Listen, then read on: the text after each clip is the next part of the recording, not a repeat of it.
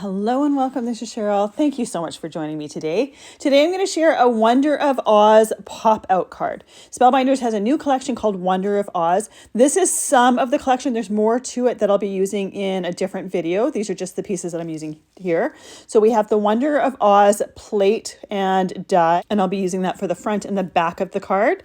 And then we have the Wonder of Oz Sentiments press plate and die set, as well as this beautiful Field of Poppy 3D embossing folder. And there's a couple of dies that are included with that if you want to die cut some of the poppies. And lastly, from this collection, I'll be using the Wonder of Oz Silhouette die set. So I am going to be creating a card where the inside of the card pops out to create a scene. So I have two A2 card bases here to start off with. I'm going to score the card base here on the outside at 6 3/8 inches. So I've already got it scored at the 4 1/4 inch mark. The other one is the 6 1/8. And on this card base here, I'm scoring it at the 2 1/8. Now, throughout this video, I have the concept of this card in my brain, but I changed things along the way just because they work a little bit better, or there are things that I didn't quite think of as I was creating. So when I thought of this card base, I thought I would do these two score marks, glue those two pieces together so that the inside part there was going to be basically double cardstock. As I'm creating this card base though, I end up changing my mind so that there's just a little bit less cardstock in the middle there. So what I end up doing is cutting off one of those little flaps on the inside. It just fits a little bit better and it's a little bit less bulky on the inside. But at this point, I'm still working it out and I'm still putting the card base together. So I slice off a little bit off of the back side of the card because they weren't quite lining up properly. And once I had finished that, that's when I decided that it just made more sense to cut off that last little bit of a flap. I can save that cardstock for something else. It fits a little bit better, but by doing it this way, you don't have to slice off that little tiny bit off of the back of the card.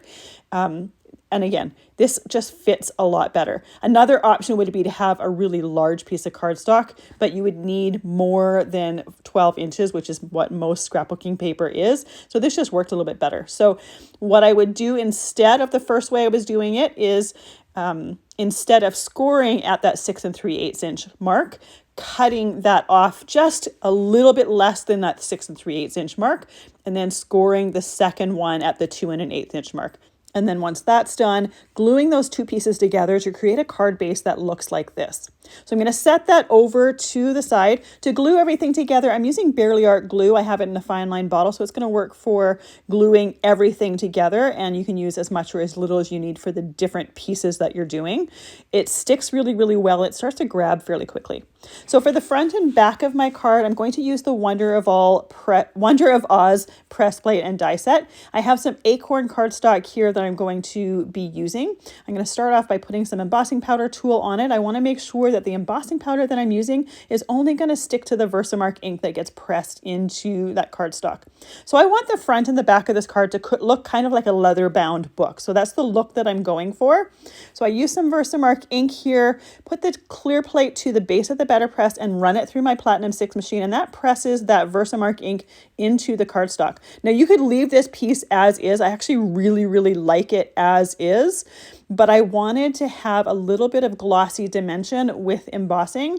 So I use some walnut stain distress glaze for my embossing.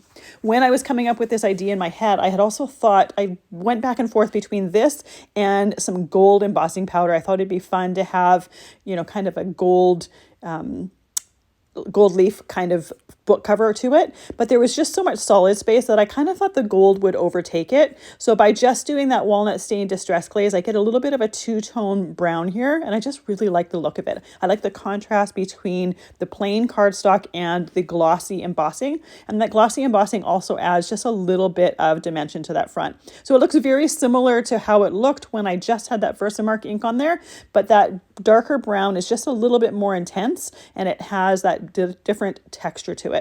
Now I'm doing a bunch of ink blending on the inside parts of the card. You could also do some on this cover piece if you wanted.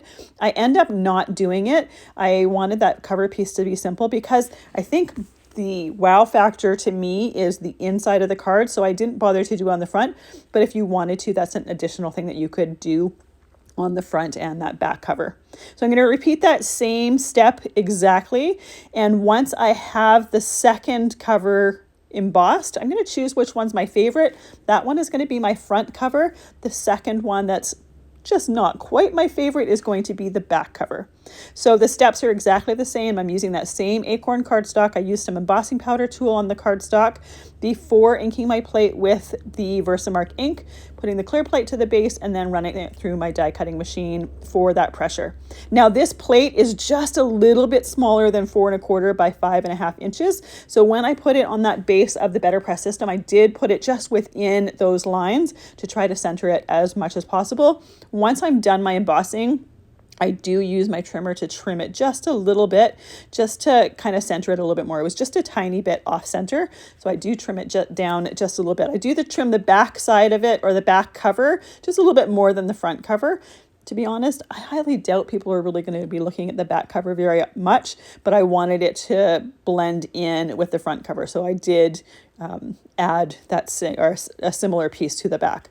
So with the second one, I'm embossing it the exact same as I embossed that first one. For my back cover, to change it up just a little bit, there is some dies that go with this plate to cut out that "there's no place like home" sentiment.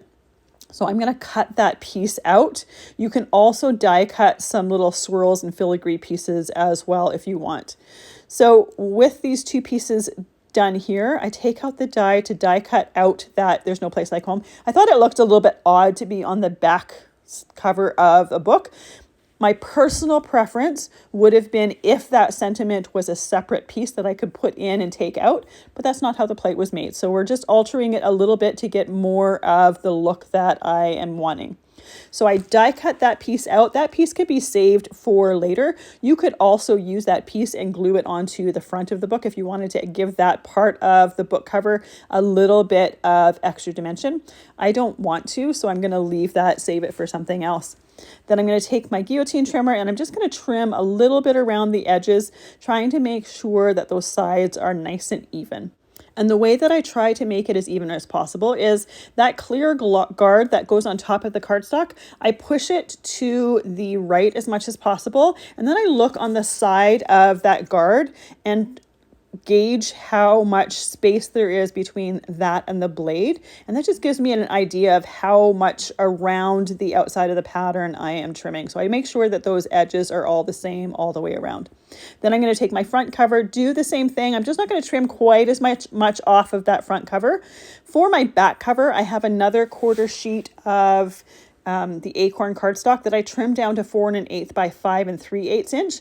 It's going to fill in the center of that piece that I had die cut out with that same brown cardstock, so it's not a stark white in there, and it's going to just give it a more finished look for the back. So the front of that book can go onto the front of my card using that Barely Art glue to glue it down. And I have an acrylic block here that I often use for holding things down while it frees up my hands for working with other things. So I just put that acrylic block on there just to hold everything down while that glue is starting to set. Then I glue my back cover to the piece of Acorn cardstock, let that set for a few moments, and then glue that to the back of my card, making sure that I have them both oriented the right way. I don't want to accidentally put the back one upside down. To be honest, I don't think it would be a huge thing if you did, but I wanted to make sure that those little shield shapes were the same for the front and the back. So now we have the front and the back of our card done. I kept them very, very simple. You could add other things to it if you wanted. But again, to me, the wow factor and the main feature of this card is the inside of the card. So I love this Field of Poppies embossing folder. This is perfect for the Wizard of Oz, Wonder of Oz. And I have some white Hammermill cardstock here that I just have taped into that embossing folder. I just use some Best Ever Craft tape to tape it in. And then I'm inking the other side of it with some Mowed Lawn Distress ink. running it through my die cutting machine for the stacking for 3D embossing folders. Now, when I tape that cardstock in my embossing folder, I feel both sides. The side that has the poppies raised on it is the side that I tape that paper down. The side that has the poppies recessed and then are dipped down is the side that I ink. So when I'm inking, I'm actually inking the background. I'm not inking the poppies themselves. I'm going to do this, I think I do about 4 times, and I'm going to do it the same number of times for both pieces of cardstock. I'm doing this twice because I want to have a field of poppies on the inside of the card. Now, ultimately, I would prefer if this was a stamp and not necessarily have the dimension of the embossed poppies, but this is what is in this collection. So I am doing these poppies because I just really love them. They are going to add some extra dimension on the inside of the card. So just be prepared. This is not a card that is going to fold down super, super flat. Between the dimension of the way the card base was made and then between the embossed poppies that are going to go on the inside of the card, it's going to have a little bit of thickness to it. That's totally fine. Just know that that is going to happen. Now, to color my poppies, because I want them to be a field of red poppies, I have some candied apple distress ink. I'm just using a large blending brush and I'm trying to be really light-handed. I'm trying to make sure that as much of this ink as possible goes on the raised surface of the poppies. If we get some of it on the background, it's not the end of the world. It's just going to darken that green a little bit, but I'm making sure to not be heavy-handed. So if some of it goes onto that background, it's very little. Most of this ink is going on that raised surface. And you can also see that I'm not making sure that all of the poppies are exactly the same shade of red. I prefer when some are a little bit darker red, some are a little bit lighter. I just think it looks a little bit more interesting. So as I'm doing it, some of them are a little bit heavier, some of them have a little bit more white to them. Again, it just makes it a little bit more interesting visually, in my opinion. For the centers of the poppies, I'm just using some hickory smoke distress ink just to darken the center. I don't necessarily want it pitch black like, poppies have that black center. I want to give the center to the flowers, but I don't want it to overwhelm them. So I just did a hickory smoke instead. It's a dark gray, so it's going to give the flowers the centers, but it's not going to be overpowering. It's not going to take over everything. And I'm using a detailed blending brush because I only want just a little bit in that center. And by using a detailed blending brush, I can control how much goes in there. So once I have that done, our poppy backgrounds are done. Now, I don't want to cover the whole inside of the card. I am going to be trimming these down, but I'm going to put them aside until I have the sky ink blended on my card inside. So for that, I'm using Tumbled Glass and Uncharted Mariner Distress Ink. Once again, using the Spellbinders large blending brushes. And I only have to ink blend the top half of this card. The bottom half is going to be covered with those poppies, as well as we're going to put the Emerald City on the inside center part of the card. So we don't have to completely ink blend the whole thing. I'm using my sticky mat to hold my pieces in place when I'm doing the ink blending, because it's just nicer to have your hands free and not have to hold what you're ink blending down. Another thing with that is I don't have to worry about my card moving around and accidentally getting into the ink that's on my surface. So by using that sticky mat, I can make sure that I don't accidentally get ink where I don't want it to go. And between each and every inking that I'm doing, I'm making sure to use a damp cloth to completely clean all of the ink off of my sticky mat and let that dry so that the next thing I have to ink blend, I have a nice clean surface for that. So I used Tumbled Glass for the lighter blue and then Uncharted Mariner for the darker blue around the outside edges. I just always love having a little bit of a darker blue there just to frame it in a little bit. And then with that done, I can start trimming my poppy fields. Now I'm just using some detailed scissors. I'm going kind of around the poppies. I'm not doing super detailed fussy cutting because there is that green from the field. So I want to see some of that. And I don't necessarily need to worry about it being absolutely perfect.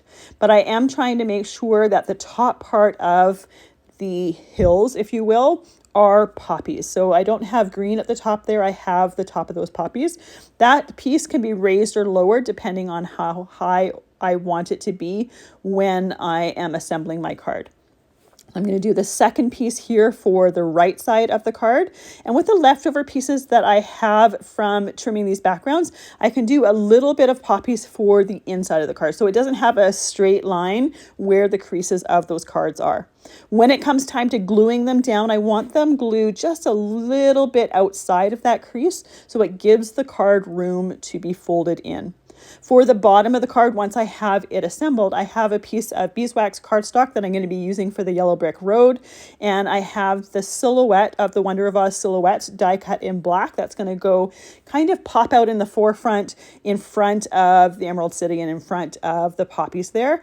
So as I'm doing these, I'm regularly bringing these pieces back in just to make sure that I'm liking where it's going, that the vision I have in my head is turning out, if you will.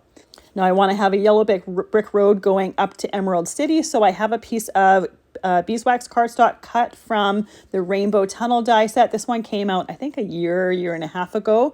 I use it most of the time with the tunnel clouds, but this one is just perfect for a windy, weavy path. I end up not seeing a whole lot of it because my Emerald City ends up being a lot bigger than in real life than it was in the image in my brain, but that's totally okay. So once I have my poppies on the inside of my card trimmed down, I'm not going to glue them down yet because we're not ready for that yet. I want to have the freedom when I'm assembling everything finally to be able to move everything around. So for my Emerald City, I'm going to be using this Castle Tales die set.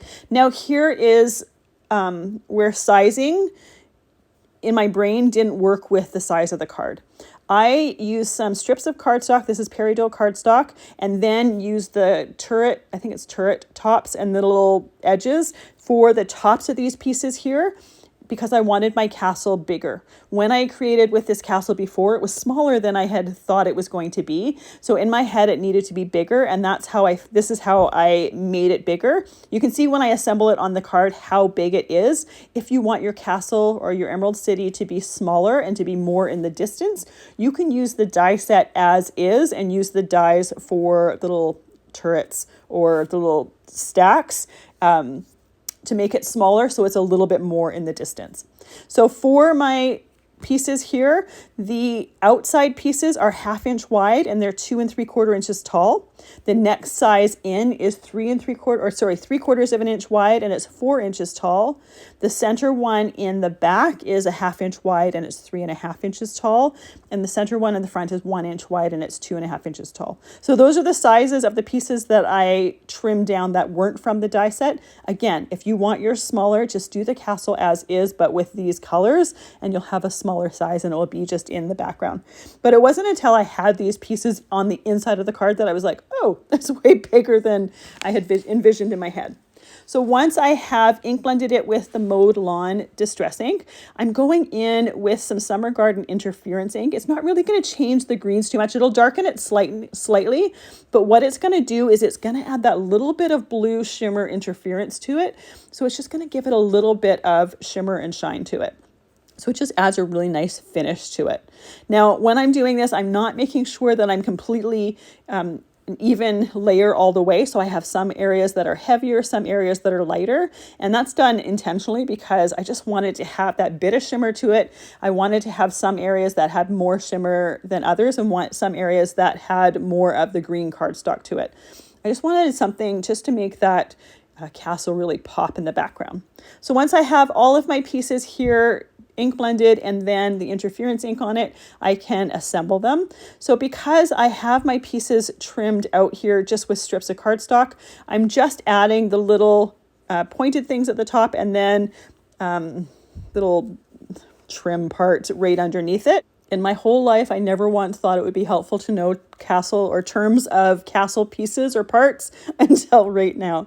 So I'm assembling everything with that Barely Art glue, and I'm assembling each column by itself, and then I'm going to be gluing the different pieces together once those pieces are assembled. For that center front piece, I used the little door die from the Castle Tales die set to die cut a window towards the top, and then I'm using that piece that I was die cut out of it to glue to the bottom so that that piece has a door. So it just gives it a an opening to it as well as a doorway in. So once I have those pieces die cut or glued together, I can glue the short front piece to the taller, narrower back piece. Then I'm gluing one of the little tiers on the right side there, and then the one that goes next to it. The other two pieces are going to be glued on their own. Because this is going to go right on top of the fold in the center of the card, I don't want this entire thing all glued together because the card's not going to fold quite so well. It would be nice if I could have it all as one piece and have a score in the center, but because we already have a fairly thick one of those panels for the back of the card, and we have a lot of different pieces of cardstock here glued together, it just would make it too thick and too bulky. So by gluing this down in two pieces so that that center piece is only glued down part way, once that card closes, it opens that castle up so that it just folds a little bit nicer. It makes sense when you see it, but to say it without actually seeing the whole thing coming together wouldn't necessarily make as much sense. So now that that castle or Emerald City is in the back there, we can start gluing down our poppies. And I really love seeing that little bit of blue shimmer from the interference on the Emerald City in the background there.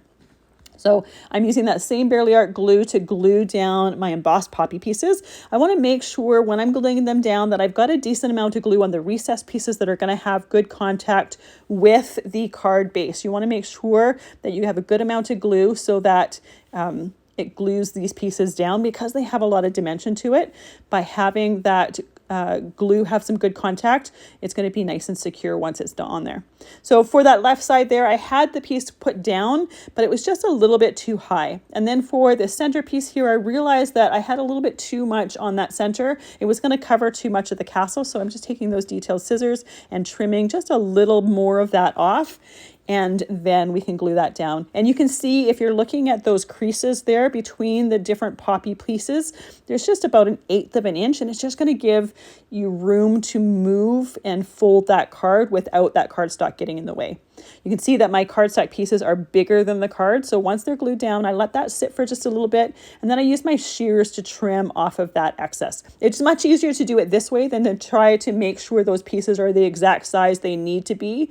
And this way I can move and shimmy things together and then go and trim the pieces off afterwards.